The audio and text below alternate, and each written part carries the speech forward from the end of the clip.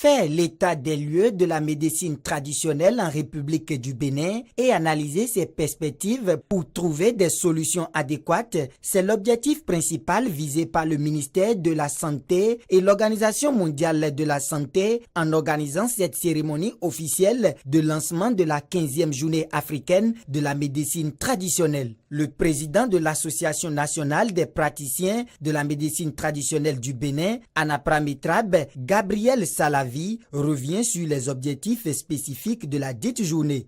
C'est donc l'occasion pour nous d'élaborer un programme de mission de formation technique sur les thèmes ci-après. A. La déontologie de la médecine traditionnelle. B. La cueillette, le séchage et le stockage des plantes médicinales. C.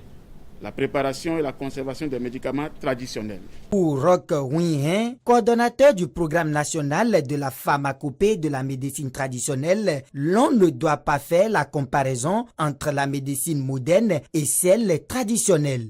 La médecine moderne et la médecine traditionnelle n'ont rien en commun, si ce n'est l'objectif final qu'est la santé. Il n'est donc pas nécessaire de vouloir établir une comparaison, mais il faut savoir tirer parti des bénéfices que chacune d'elles peut nous apporter. Conscient de l'importance de la médecine traditionnelle dans le continent africain et convaincu de la richesse que regorgent les plantes, les racines et les écorces, le représentant du représentant résident de l'Organisation mondiale de la santé au Bénin a souligné que son institution a très tôt encouragé les pays à envisager l'intégration de la médecine et la pharmacopée traditionnelle dans leur politique sanitaire. Au cours des années passées, la collaboration entre les médecins et les praticiens de santé a été renforcée à mesure que les pays continuent d'intégrer ces praticiens dans les soins de santé primaire.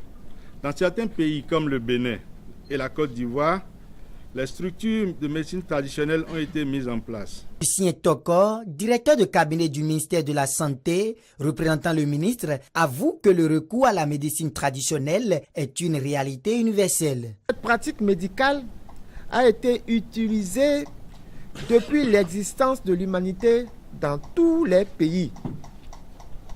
Malgré l'insuffisance des preuves sur son efficacité, la médecine traditionnelle est utilisée par 80% de la population pour le traitement de plusieurs maladies.